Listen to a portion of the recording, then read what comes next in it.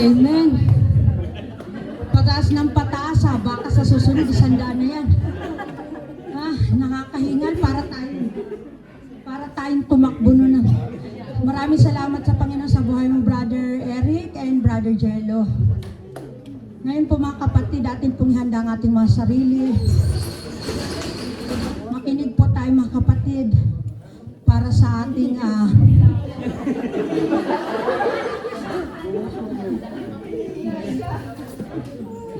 ating pong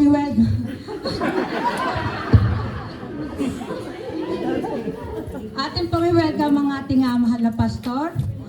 Palakpakan po natin sa Panginoon ang buhay ng ating mahal na pastor Induli Maxine. Gusto kaya yung 50?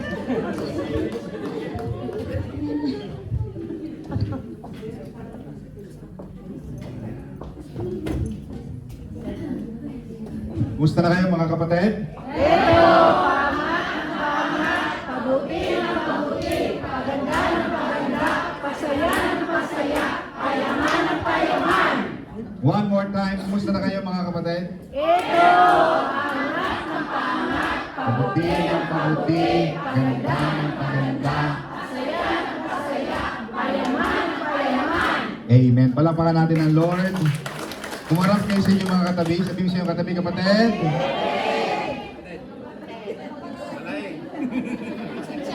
Sabihin mo sa inyong katabi, kapatid. Alam mo ba?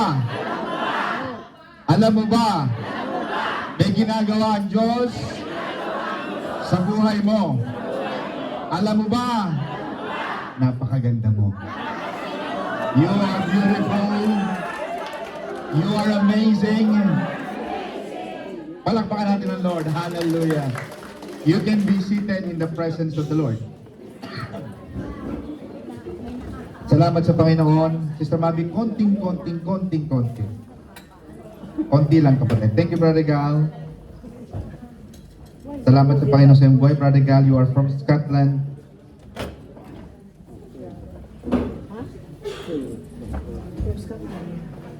Amen. Our topic for today, I have like 19 pages. It's a bit long, but I would like to concise it because meron na tayong pagkain. You see, when I was, I think I was in Midland, and there was a gentleman who was, well, it's a criminal case. And I was talking to the barrister when I was still a trainee for criminal law. And the barrister said, let's not take it so long. Because whatever you do, she was speaking to my client, to our client, she was saying, whatever you do, you're gonna go to jail. You might as well go there as early para matapos na. So, ganoon rin ang gawin natin. Tapusin na natin, okay? Napakaganda ng awit ng mga nanay. Palakpakan natin ng mga nanay.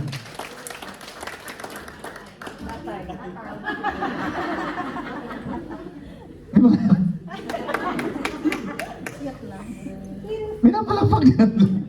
Walang katunog-tunog. Palakpakan natin ang mga nanay. Ganon din ang mga tatay, mga kapatid. Napakaganda. Bagamat hindi ko inabutan talaga yung mama, narinig ko lang yung mama eh. Sorry. I honestly, ako mga kapatid, mahilig din sa kanta pero hindi ko narinig yung kanta nun ever. Kala ko nga yung ano eh, sa Queen eh, Mama, I hear the man. Di ba? At least yung medyo contemporaneous eh, pero pag yung mga sinabi sa akin ni Pastor Jay, sabi niya ano yung Eri Peregrina. Alam ko yung ano eh, parang toyo yata yung sinasawsaw na. Doon may Peregrina gano'n. Anyway, mga kapatid, it's a Mother's Day and I would like to greet mothers a happy Mother's Day. Amen. And hindi kayang talunin yan ng mga nanay. And sabi ko nga kanina sa Italy, when I preached in Italy, I am a product of a good mother. I am a product of a good mom. Yung mga anak ninyo, whatever you do, whatever you say, that is your product. You will be judged according to your children. Jesus said, you will know the tree by the fruit they bear. So makikilala mo ang puno sa pamamagitan ng bunga. Amen ba mga kapatid? Kaya tayo mga magulang, ang laki ng ating contribution. You have a big contribution to your child's life. Mahalaga yon. Amen ba mga kapatid? Today I would like to talk to you about a man. We're going to be talking about a topic. Basahin natin sabay-sabay. 1, 2, 3. 1, 2, 3. You see, isa sa pinakamalaking pangangailangan sa gawain ng Diyos ay hindi talino. Minsan may makikita ka sa mga, you will see sometimes that there will be people who have a very nice, good ChatGPT CV. Ang ganda ng CV. Perfect. Pag binasa mo, my God, ganda. Pero pagdating sa trabaho, sablay. Mahirap yon. Alam mo yung employer, kapag nag-hire, risk, gamble. Meron taga Bicol, kina Brother Marlo sa PD, nasabi ni Sister May isang engineer, ilang taon, dekada sa munisipyo ng Pili Naga, Pili Camarines Sur. He used to work as an engineer. Then after 30, 40 years, they found out he is not qualified. His certificate was bought, doctored in recto. So madaling dayain ang CV. Madaling dayain ang diploma. But the problem is how you perform. And that is the difficulty of an employer. Mahirap ang trabaho ng employer. But God, isa sa pinakamalaking pangangailangan sa gawain ng Panginoon ay hindi yung talino. Maraming matatalino. Maraming mga sikat. Maraming malakas. Maraming may mga connections. Maraming may mga mataas ang credentials. But that is not the criteria that God is looking for. What God is looking for is someone He can trust. Someone God can trust. Mami, nakabukas ba yung heater? Is it on? Kasi alam mo, pag tumatanda tayo,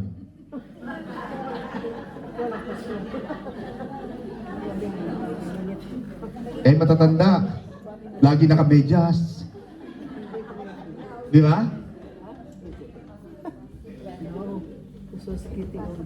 Dapat lagi naka-on yung heater. Ang hinahanap ng Panginoon ay ang mga taong mapapagkatiwalaan. Hindi yung maganda lang yung CV, hindi yung impressive. Hindi yung ang ganda ng forma. Pero pagdating sa trabaho, sablay. Pag pinagawa mo na, hindi marunong. Ang hinahanap ng Panginoon, mga kapatid, ay isang taong mapapagkatiwalaan. At makikilala natin itong lalaki na ito in the book of Genesis 24. His name is Eleazar. Eleazar is a man who did not have a book in the Bible. His name was only mentioned in one book, one chapter in chapter 24. No highfalutin title. He was not a prophet. He was not an evangelist. He was not an apostle. He did not make a headline. But the Bible said that he was a servant God can trust. The problem with Eleazar, Sister Nina, as we all know that the hierarchy, the patriarchal, Abrahamic, Isaac, and Jacob, Eleazar was a servant, the servant of Abraham. Abraham was given a promise that he will become the father of many nations at an old age. Then Sarah gave birth to Isaac. The problem is, who will be the next in line? Noong unang panahon, wala pa namang mga Facebook. Noong unang panahon, wala pa namang mga hara-harana. The problem is that Eleazar was given a task. He was given a task to find the wife of the patriarch. Because kung magkakamali si Eleazar ng pagpili, then the Bible will not be called impregnable, infallible Word of God, because there was a mistake. He was given an important task to find a suitable wife for Isaac. That is not just an ordinary errand. That was a covenant. That was a commitment. Kaya pag kami mga pinapagawa sa ating mga kapatid, we have to understand that we have a job to do. My daughter, when she was asked, what do you want to be when you grow up? I don't want to be like that. You don't want to be a solicitor, a lawyer, no? Daddy doesn't sleep at home. He doesn't have time for us. Because I don't take my job lightly. I make it a point that the task I was given should be done with the highest quality of workmanship. It has to be that way. Because when you work, it is your signature. It is your output. It is the resemblance of your persona. Just like Eleazar. It is an oath. He was given a task to have that oath. Ito ay sumpa sa harap ng Diyos na gagawin niya, maghahanap siya na mapapangasawa ni Isaac. As we all know, Isaac is the son of the promise. Ang batang sinabi ng Diyos na ipapanganak kahit matanda na si Abraham. So there must be a continuity of the covenant. So it was a very important task. Imagine Eleazar was told by Abraham, go out there. And I remember when we were reading the Old Testament, Abraham called Eleazar, Eleazar! Eleazar! Eleazar, come here! Ano po? Come here. Abraham was lying down, and when he was lying down, God asked Abraham said to Eleazar, put your hands between my knees. That was a promise. Eleazar was asked to make a promise that I trust you will go out there. And noong unang panahon, wala pa naman mga satellite navigation. Eleazar was given the task, an important task, to find a wife. Wala pa namang plenty of fish. Wala pang Bado. Wala pang Tinder. Nakukuha niyo mga kapatid. His task was very, very crucial. But this man was trusted by Abraham. Not just overnight. You see, trust cannot be demanded. You have to trust me. No. Trust is given over and over many years of being faithful. You cannot demand trust overnight. You cannot demand for people to trust you just easily. Eleazar was also given In fact, the Bible, when Abraham was talking to God, and God said to Abraham, you will become the father of many nations, Abraham. And Abraham said, oh, I don't have a son. My next in line is Eleazar. He has nothing. He has nobody. But Eleazar is going to be the heir of all the treasures, of all the wealth that Abraham has gathered over the years. Could you imagine that logicality there? When Isaac was born, he knew that he will not inherit the wealth of Abraham. He could have sabotage. Pwede niyang sabotage eh. He could have messed it up. Eleazar became the chief of command of all the wealth of Abraham. This man has seen the burden, the struggle of Abraham. Abram to Abraham, Sarai to Sarah, he was one of Abraham's chief of staff. Nakita niya ang progress. He was in the land of Ur when God spoke to Abraham, Abraham! Nakikinig ba kayo mga kapatid? God said to Abraham, go to the land I will tell you. Go to the land that you don't know. Eleazar was there. He saw the struggle of his employer. Nakita niya yun eh. Nakita niya yung struggle, nakita niya yung pagkukulang, nakita niya yung Hagar issue. Nakita niya yung love triangle. He was there all the years. And we don't know that's the whole story because the Bible was silent about this. But I think that Eleazar managed the entire livestock, the entire household of Abraham.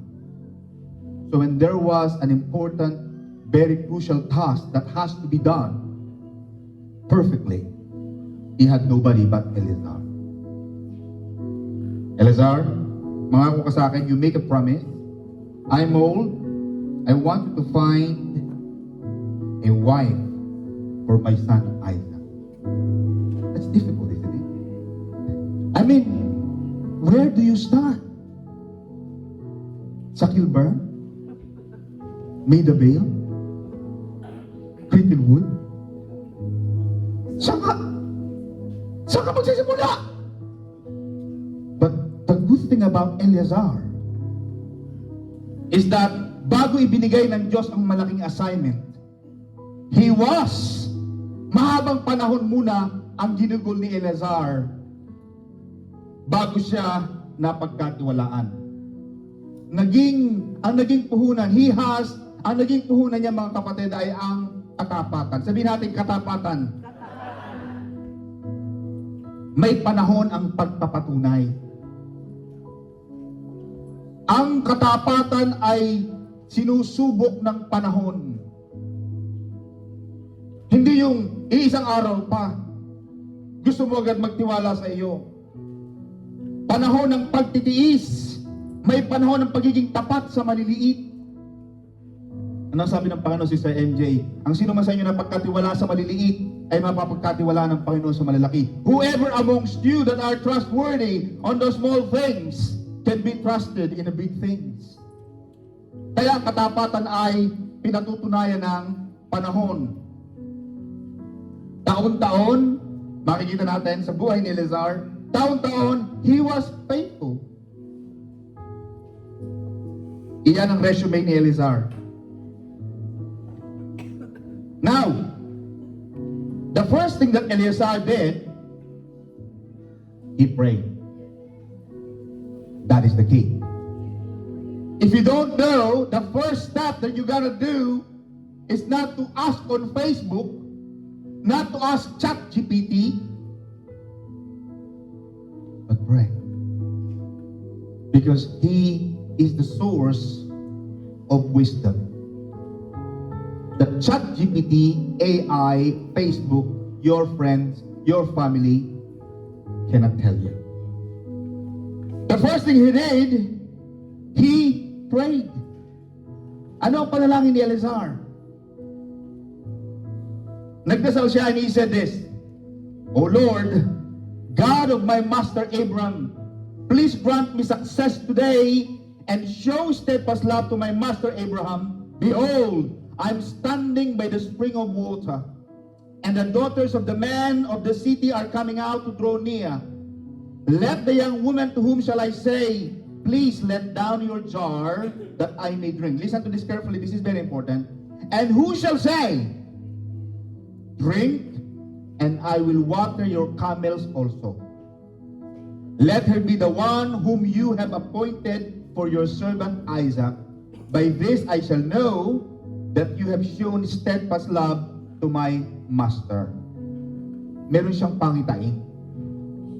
Ang sabi niya, Panginoon, ito pong naglalakbay, nakapaglakbay na siya. He was traveling for many, many days. And now he came to a point of the well. He was standing by the well and he was praying to God. Panginoon, kung sino pong babae ang magsasabi sa akin na papainumin ako at papainumin yung kamelyo ko, that is the first sign. What about you? When you're looking for your lifetime partner, do you ask for a sign? O basta sinyasa na lang kayo?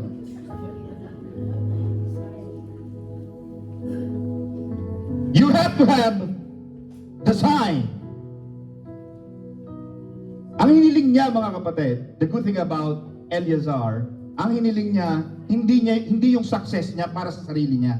He said, grant me success for my master Abraham. Hiniling niya na maging tapat siya sa Diyos. Inuna niya ang guidance ng Diyos. On the first three, he was humble. Humility.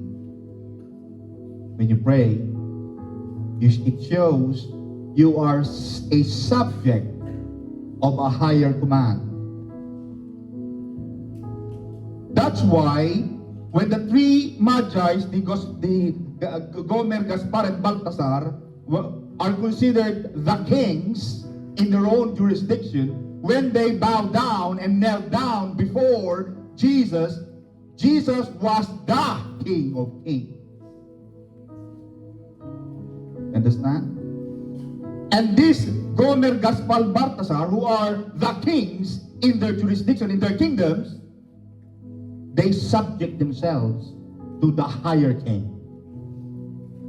When Eleazar bowed down, he knows his assignment. Mas malaki ang kanyang assignment kaysa kakayahan niya, because he was just a servant. Hindi naman siya yung introducer. Alam mo yung mahilig magreto? Sino ito magaling magreto? Taas ang kamay. Yung pag nagreto siya, sila na talaga, alam mo, bagay kayo. Amen ba, mga kapatid? Because alam ni Eleazar na ang assignment na ito ay mas malaki sa kakayahan niya. Confident siya sa Diyos. Mataas ang tiwala niya sa Diyos. Dependent siya sa panalangin. Rely on the prayer. Hindi siya dependent sa kanyang experience. Nagtiwala siya sa panalangin, Panginoon. Tutulungan mo po ako. Hindi ko alam gagawin.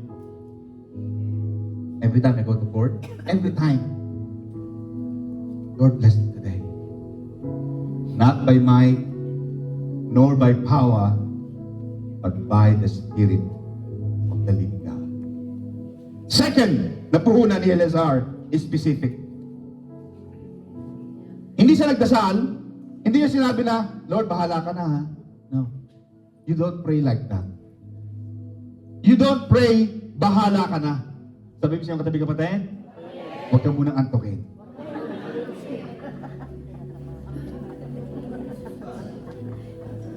Specific.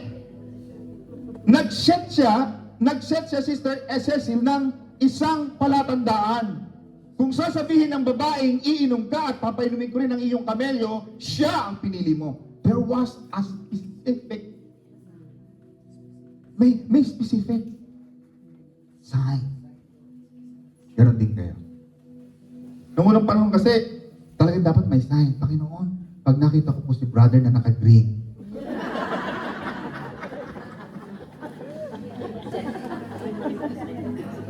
tapos po, pagka po may rainbow, gano'n naman unang panahon, mga 1980s, may mga palatandaan sila. Ngayon kasi wala nang palatandaan eh, basta, ano.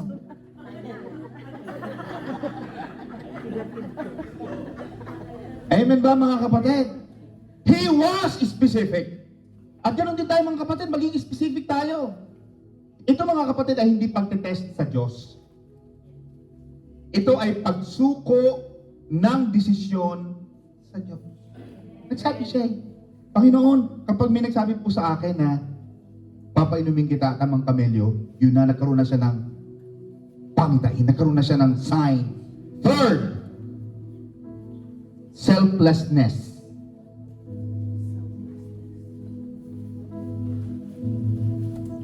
Sa mga panalangin ni Lazar, walang para sa akin. Lahat ay para sa master ko. Lahat ay para sa Diyos ko. Lahat ay para sa covenant mo. Wala sang sariling agenda. Ano maganda? Walang iniisip na masama. Walang iniisip na ano kaya mapapala ko dito? Kung isipin mo, di ba? Eliezer has nothing. Kapag nagkapag-asawa si Isaac at saka itong kung sino man magiging asawa na ito, wala naman, it's nothing to do with me. He could have said, I've got nothing. No. But his prayer was selfless. You see, when you pray, don't just pray para sa sarili mo. You also learn to pray for the benefit of others. Amen? Hindi man ikaw, pero maging pagpapala ka sa iba. Sabi mo sa iyong katabi kapatid, maging pagpapala ka sa iba. Walang sariling agenda, walang hidden motive. Palakpakan natin ng Lord. Hallelujah. Kaya pag nagdadasal tayo, hindi lang para sa atin. Amen ba mga kapatid? Kahit wala tayong mapapala. Ibig sabihin ba, pag may nagpapanalangin sa'yo, dapat meron ka agad? No. Kaya tayo, yung mga prayer natin, libre, wala tayo. Pastor, pakipadalangin po, 5,000 pesos please. Pastor, magpapakasal ako, 10,000 pesos please. Kahit sa main church, hindi tayo naniningin. Si Bishop, pag nagkakasal, my dad, he never asked for money. Nagbibigay ang iba ng pakunti-konti, pero it's not an obligatory. Because the prayer is free. Ang sabi ng Biblia, tinanggap mo ng walang bayad, ipamigay mo ng walang bayad. Diba? Nakakita na ba kayo nung tipong, pakipanalangin nga po ako. Buslo, pakilagay sister, buslo, pakibigay. Lalangin ka na. Matuto kayong manalangin din mga kapatid para sa kapakanan ng iba. At ano ang sagot ng Diyos? Ito mga kapatid, napaganda. In Genesis 24 verse 15. Before he had finished speaking, behold, Rebekah. Before he had finished. How many times when you pray, even before you finish your prayer, God answered the prayer already? Alam ng Diyos ang kailangan mo. At naniniwala ako na maraming mga panalangin ngayon mga kapatid sa inyo, hindi pa natatapos ang prayer mo, just like Genesis 24:15, before he had finished speaking, behold, Rebekah came out with her water jar on her shoulder. Sumagot na ang Diyos kahit hindi pa natatapos ang amen niya. Palakpakan natin ang Lord. Hallelujah. Hindi kinailangang maghintay ng matagal. Sinagot na ng Panginoon. At minsan yun ang ginagawa ng Panginoon.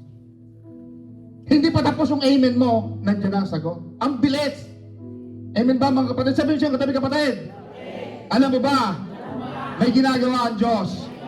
Sinasagot ng Diyos ang mga panalangin mo. Nauna na ang sagot ng Panginoon sa panalangin mo. Palakpakan natin ang Lord. Hallelujah! Isaiah 65 verse 24 said, before they call, I will answer. Bago ka pa matapos ng iyong panalangin, nandyan na ang sagot ng Diyos. Amen ba mga kapatid? Kaya, do not underestimate the power of prayer. Do not undermine the power of prayer. And don't just pray like lying down. Some of you are praying lazily. Some of you are praying passively. Ano, bahala ka na. Ano.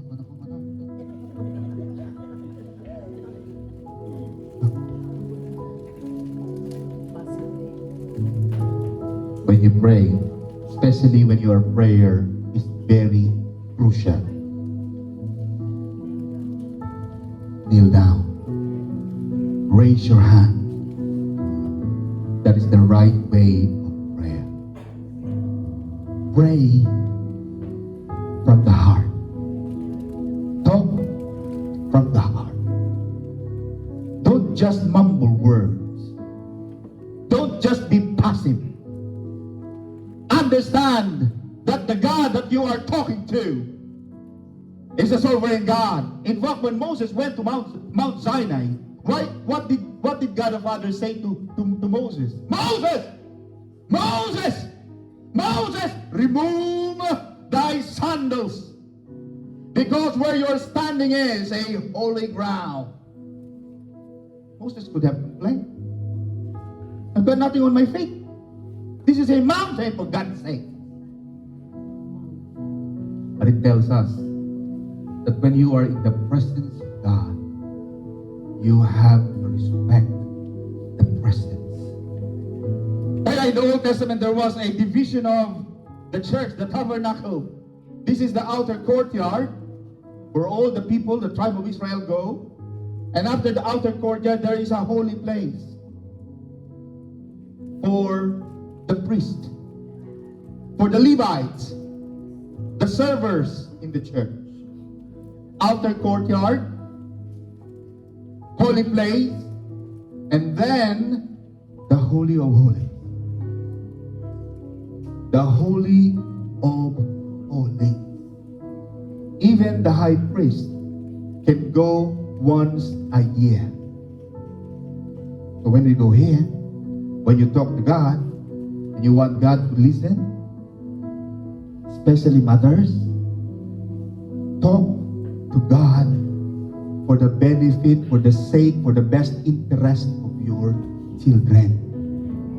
There is a power in the prayer of a mother to their children. That is a powerful force that can change the lives of your children. Palakpakan natin ang Lord. Huwag kayong magtitipid sa inyong mga panalangin, lalo na para sa inyong mga anak. Habang nagdadasal si Eleazar, sinagot na agad ng Panginoon. Nagdadasal siya sa Diyos, pero mas excited pa kaysa sa kanya na makita ang sagot. Excited si Eleazar. My God, I'm excited. Now this is it. Rebecca. In Genesis 24:16, the young woman who was very attractive in appearance, a maiden whom no man had known, she was a virgin. She went down to the spring and filled her jar and came up. Then the servant ran to her to meet her and said, please, give me a little water to drink from your jar. Now, Sister Gina, this is what she said. She said, drink, my Lord. And she quickly let down her jar, her hand, and gave him a drink. And when she had finished giving him a drink, and she said, I will draw water from your camels also, until they have finished drinking. The sign that Eleazar asked God confirmed to Rebecca. That's the sign. Pasok po mga kapatid. Meron pa po dito. Meron pa po. Amen. Meron pa po dito mga kapatid. Pasok po kayo. Pasok mga kapatid. Yan. Eksaktong-eksakto. Eksakto. Nandoon ang katugunan ng Panginoon. Tinugon ng Panginoon ang panalangin ni Eleazar. At, eto na mga kapatid, Eleazar was so quiet. In Genesis 24:21 said, the man gazed at her in silence to learn whether the Lord has prospered his journey or not. Tahimik na rin na nagmamasid si Eleazar. Totoo ba itong akin? Because Eleazar was doing something which has never been done. Nobody taught Eleazar to pray. Eleazar, there was nothing in the Bible that tells us, Eleazar, come here, I'll tell you how to pray, huh? You pray like this. No. It was Eleazar's initiative. Now in Genesis 24:26 says, Brother Marlo, in 21 says, nagmasid muna si Eleazar. Tahimik siyang nagmasid. Hinihintay ang confirmation ng Diyos. Naghihintay sa confirmation. Tama ba itong akin? Totoo ba? Rebecca, is that you? I'm not sure. Iba yung mukha mo sa Facebook.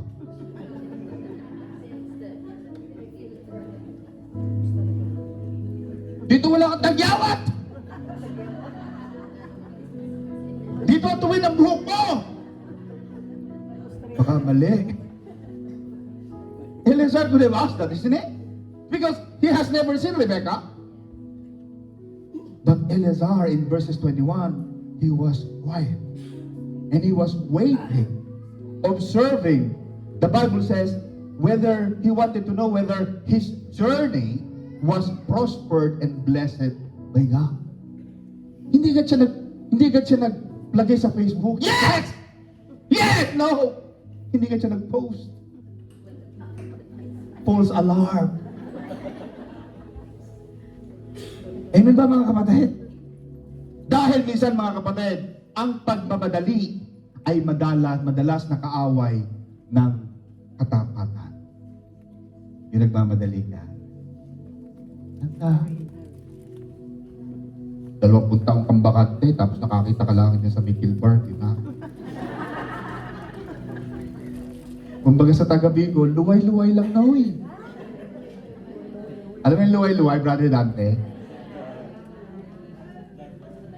Luway-luway. Dahan-dahan. Kumbaga sa Italian, piano-piano. Amen ba mga kapatid? Kasi minsan yung pagmamadali, yan ang madalas na kalaban ng katapatan. Ang matiyagang paghihintay ay madalas kasama ng wisdom. Now, ang unang reaction, hindi agad nagmayabang si Eleazar. He found, Lord, is it really? Is this a woman? Wala naman silang text message ng Diyos. Walang WhatsApp. How will you know? How will you know that it is for you? Again, in verses 26 to 27, Eleazar bowed down his head and worshipped the Lord and said, Blessed be the Lord, the God of my master Abram, who has not forsaken his steadfast love and his faithfulness toward my master. Yumuko at sumamba. Naramdaman na niya that Rebecca is the one. But he did not post on Facebook agad. Yumuko at sumamba. Hindi nagyabang. Hindi nagmalaki. Dadalo-dalawang biik pa, nakapost na sa Facebook. Walang ginawa kundi sumayaw ng hawak mo ang beat. Amen ba mga kapatid?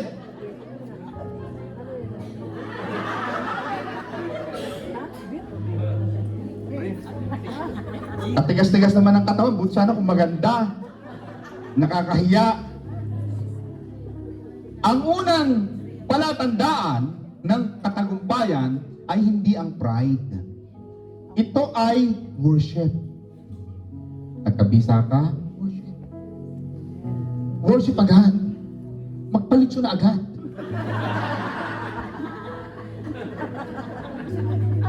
Yun ang worship eh. Eh ano, paano? Alam mo, salamat sa Diyos. Yun lang.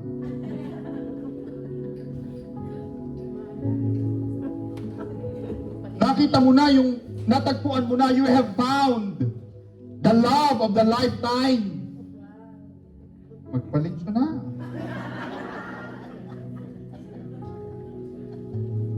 Huwag kayong mahiya na ipagmalaki ang kadakilaan, ang pabor ng Diyos. Worship! Ang unang salita ni Eleazar is that, praise the Lord. Sabihin natin, praise the Lord. Purihin ang Panginoon. Yan! Nagkapisa ka, purihin ang Panginoon. Iniwanan ka,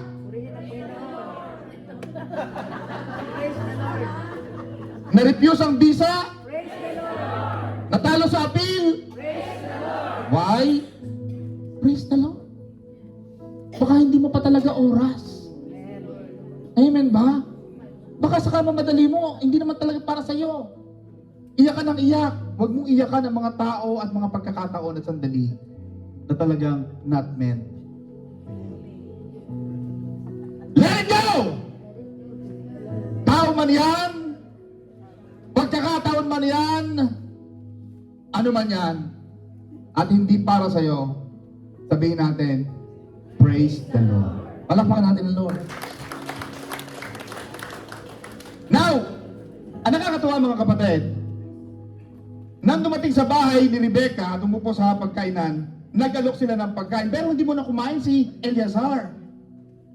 Ang sabi ni Eleazar is this in Genesis 24:33, but he said, I will not eat until I have said what I have to say. Pag kayo ay nasa isang ibang tahanan, huwag agad kayo kain ng kain. Huwag agad masisiba at matatakaw. Tingnan. Kailangan tandaan. Huwag yung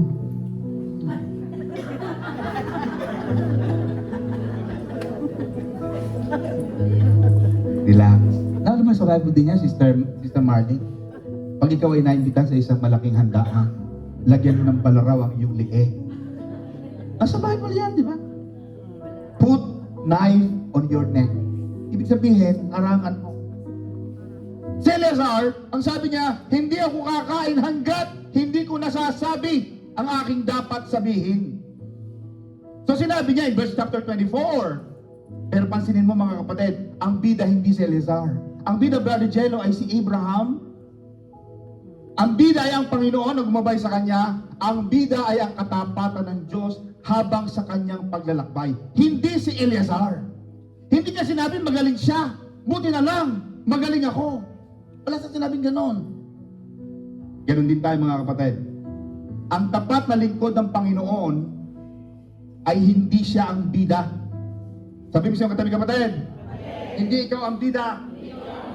Ang bida ay ang Diyos. Ang bida ay ang Diyos, huwag kang yayabang. Meron kami taga Batangas, Sister Marlene, nakasulubong ni Bishop. Sa Anilao, sabi niya, Hoy, ikaw naman yung sumimba doon sa amin sa Anilao. Meron tayo kasing church sa Anilao Hilltop. Ang sabi kay Bishop, ay nako, bakit yun ako pupunta pa doon?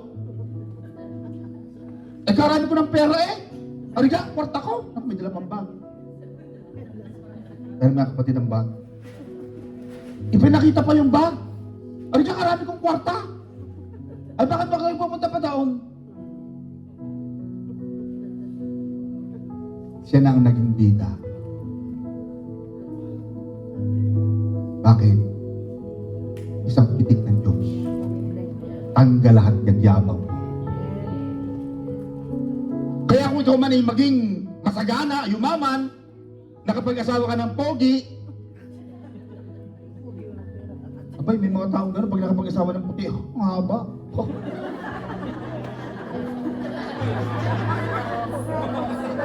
Kala mo'y tumama sa jackpot eh, no? Natatandang may nagpunta ritong... Dito tayo mga kapatid. Talaga may nagpunta dito sa church. Nung kasi mga few years ago, ang Bible study natin, face to face. Hindi tayo nagsuzoom. Every Wednesday, may nagpunta ritong... Ang haba siguro, parang Rapunzel yata. Yung ganito yata ang buhok niya, oh. Gusto ko, kapag sobrang haba ng buhok niya. Sabi ko, gano'ng karami shampoo ginagamit mo diyan? Siguro ang dami mong pantim dyan at saka yung conditioner. Eh, ang haba ng buhok. Pala puti ang asawa niya, kaya pala.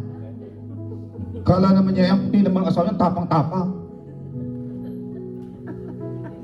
Na nakapag-asawa ka ng puti, matapang naman. Eh, doon ako sa Pilipino, mabait. Hem! Diba? Amen ba mga kapatid? But we have our Brother Tony and Brother Jim. They are exceptional. Pero sa tagumpay niyo mga kapatid, huwag kayong magmamayabang. Alam mo ang ginawa nitong si Eleazar? Content na siya ay invisible. Basta ang kalooban ng Diyos ang naganap. John 3 verse 13, He must increase and I must decrease. Siya ang dapat dumami, siya ang dapat mataas. Ang Panginoon dapat ang mapuri, hindi ikaw. Amen ba? Naku, kung di dahil sa akin ba't kayong dahil sa iyo? Sino ka baga? Wag, kapatid. Madaling yumabang. Mas maganda nga sa tao, yung tahimik ka Meron ka ng babuyan, dadalawang big. Pag mo ganit po sa Facebook.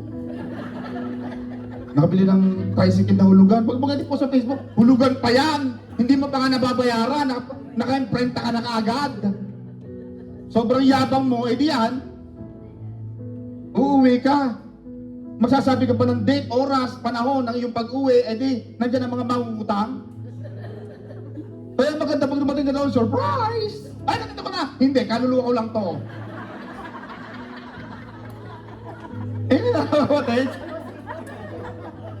Success in silence. Yun ang pinakamaganda dyan. Huwag mo nang ilagay ang bahay na, sa lugar na ito, sa bakanting lupang ito, itatayo ang malaking bahay ni Sof at ni Edita. Huwag ka na magpalagay ng malaking karatula. Hayaan mo, mo kayong karatulang iyon. Amen ba? May mga nagpapagamang gano'n na may karatula pa, mayroon pang malaking signage. Parang ipinagmamalaki. Naku, banderman ako. Alam.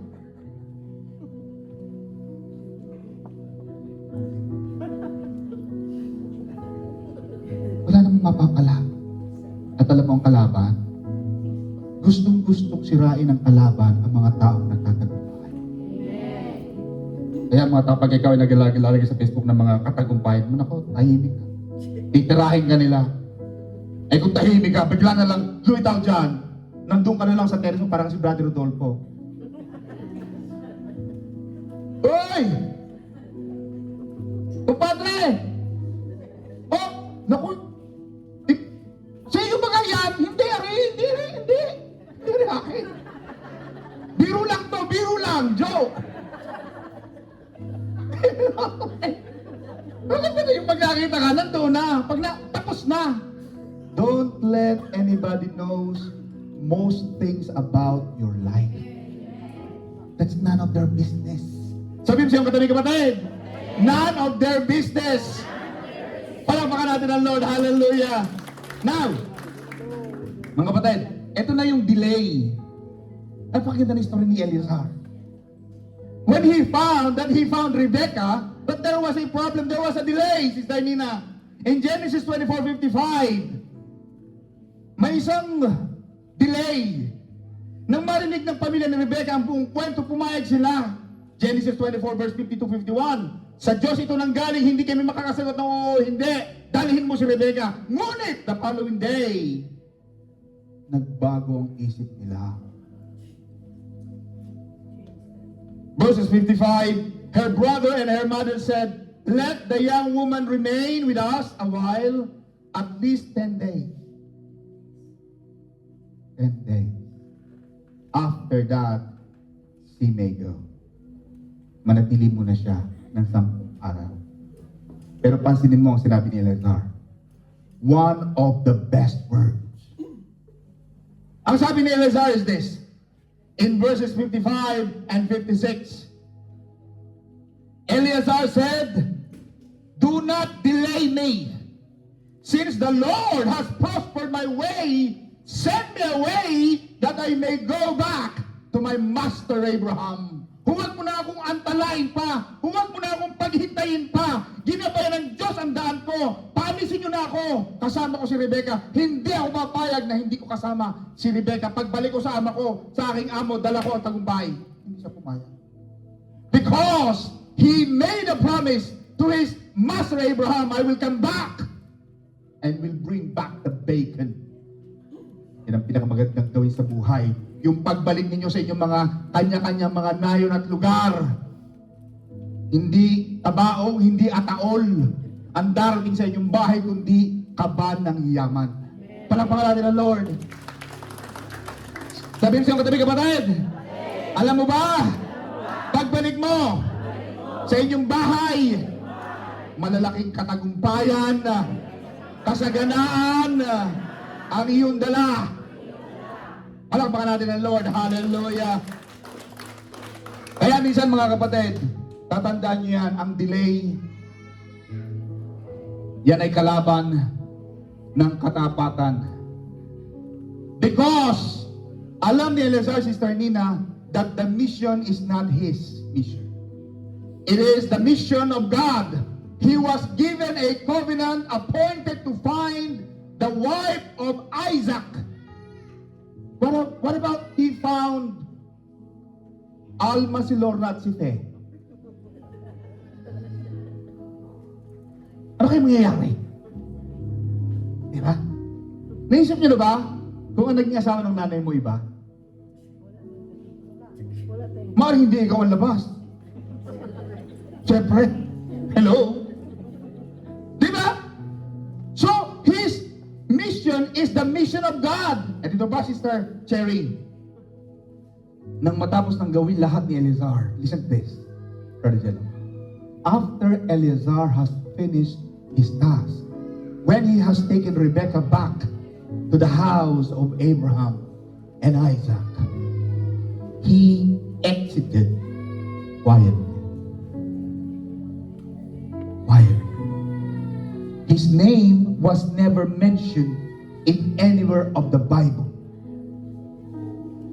In verse 64, and Isaac went out to meditate in the field toward evening, and he lifted up his eyes, and saw, and behold, there were camels coming, and Rebekah lifted up her eyes, and when she saw Isaac, nagkatingin na sila.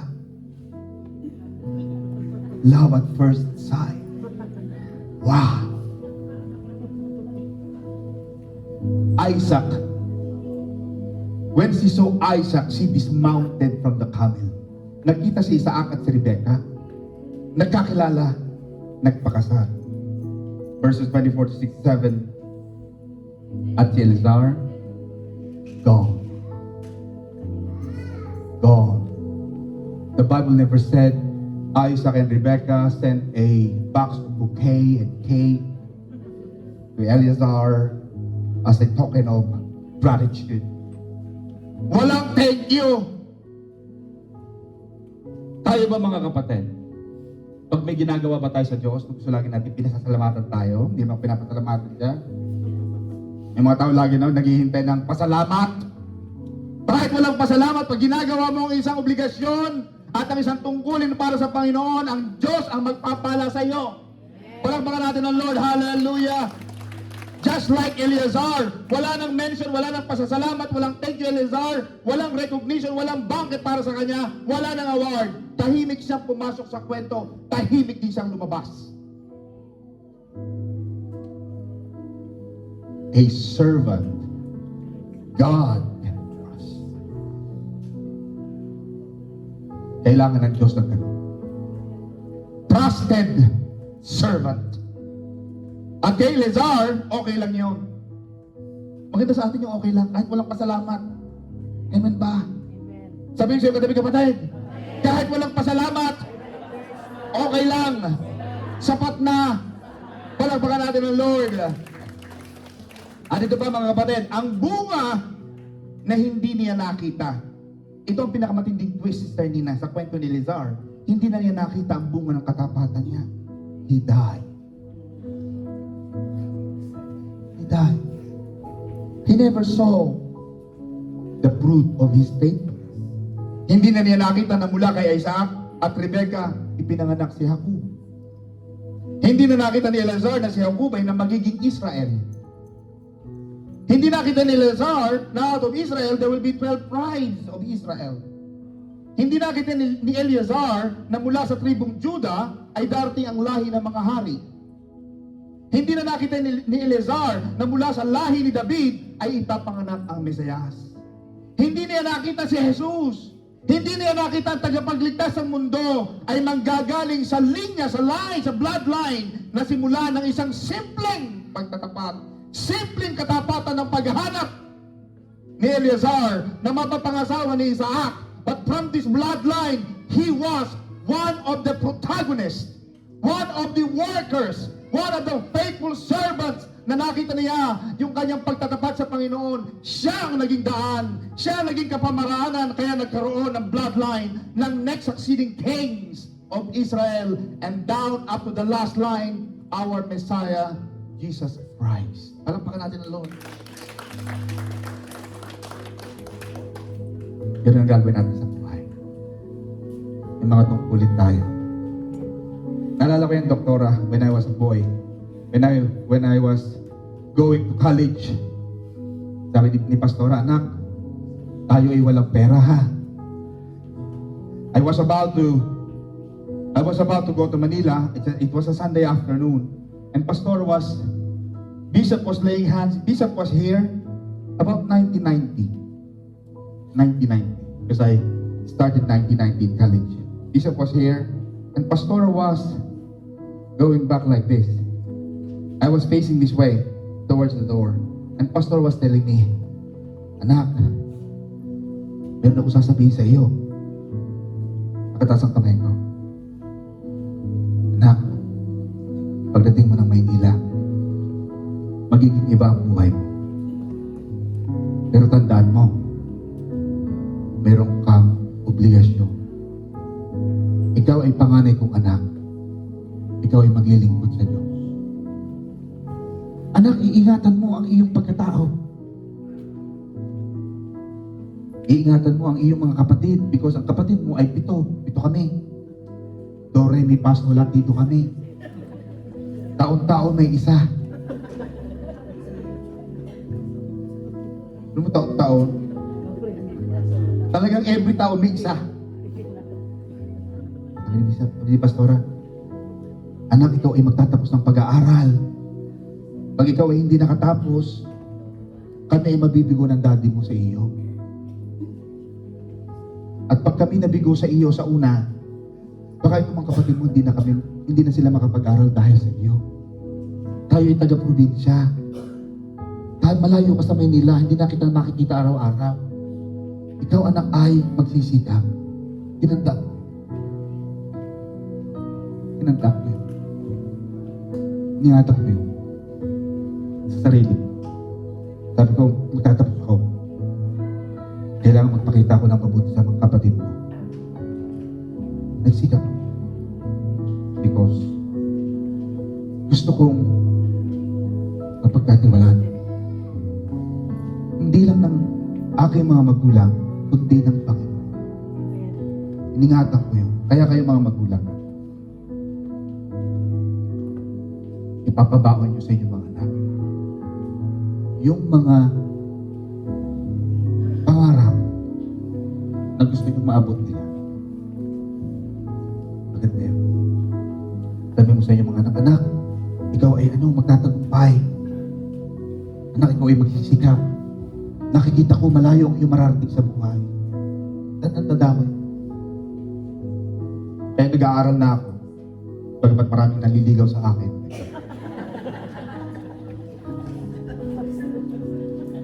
Bagamat, siyempre pag nasa Maynila ka na, marami ng all over the place na yan eh. Nandiyan ang mga drugs, ang mga fraternities, nandiyan ang iba't ibang mga, alam mo na, ibang tukso. Nag-iisa ka eh.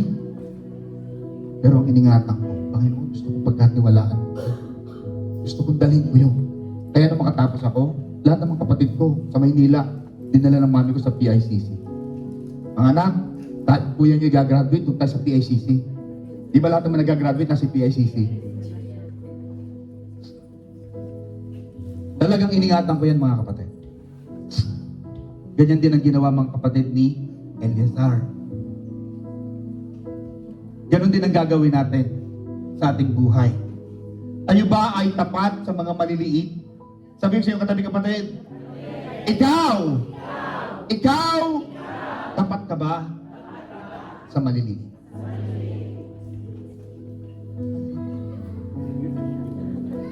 Sasabihin mo sa iyong mga anak, kaya ako naniniwala dito sa church natin, maliit lang itong church natin, pero dito mga kapatid, maraming lalabas na mga highly educated professionals.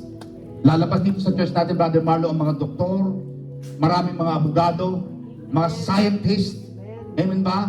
Teachers, professionals, mayors, governors, senators, president of the Republic of the Philippines. Palakpakan natin ang Panginoon. Maraming mga movie makers, maraming mga artista ang lalabas sa yung mga lahi ninyo. Naku mga kapatid, hindi nyo alam. Pagtandaan ninyo, yung mga apo ninyo, baka yan ay maging artista, kayo ay maging lola ng mga susunod na mga politiko sa atin. Bakit? Bakit? Ang itinanim natin ay ang katapatan sa Diyos. Palakpakan natin ang Lord. Tayo natin tumayo mga kapatid. A servant God can trust. Salamat po Panginoon. Salamat Panginoon sapagkat binigyan mo kami ng pagtitiwala. Pagpalain mo kami Panginoon sa aming paglilingkod, sa paggawa ng mga tungkulin. Maayos po, maging maayos po ang aming paglilingkod sa iyo. Bigyan mo po kami ng kaalaman. Dagdagan mo po Panginoon ang aming pananampalataya. Ang aming katapatan sa iyo. Sapagkat naniniwala kami Panginoon. Deuteronomy 28 verse 1. If you hearken and observe carefully all my commands, all the good things, all the blessings shall come and overtake thee. Maraming salamat, Panginoon. Itinatanim ko sa aking mga kapatid ang katapatan, ang tapat na paglilingkod, ang tapat na pagsamba, ang pagiging mababa, ang pagiging humble, ang pagiging tapat sa pananalangin, ang tapat sa pagbabasa ng Biblia. Panginoon, naniniwala kami na itong aming mga baong ito ay magiging baon namin, puhunan namin sa matagumpay na buhay. Pagpalain mo, Panginoon, ang aming mga pamilya, ang aming mga anak, saan man sila naroroon. Pagpalain mo rin po, Panginoon, ang mga nanay na ngayon po ay nagdaraos ng kanilang araw, ng kanilang Mother's Day. Pagpalain mo po sila, Panginoon, na walang ginawang gabi, ginawang araw ang gabi. Ginawang gabi ang araw para lamang mapagtagni-tagni, mapakain, mairaos, mailangoy ang kanilang pamilya. Maraming salamat Panginoon, ibinabalik ko sa iyo ang lahat ng kapurihan, ang lahat ng kalwalatian, sa matamis na pangalan ng aming Panginoong Hesus, ang lahat ng anak ng Diyos ay magsabi ng Amen. Amen. Palakpakan natin ang Lord, you can be seated.